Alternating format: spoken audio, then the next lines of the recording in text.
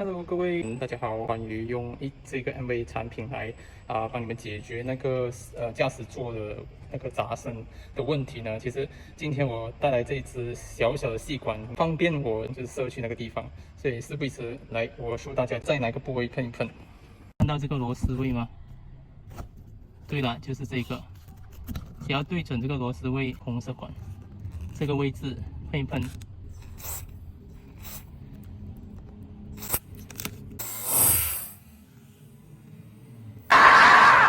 Oops，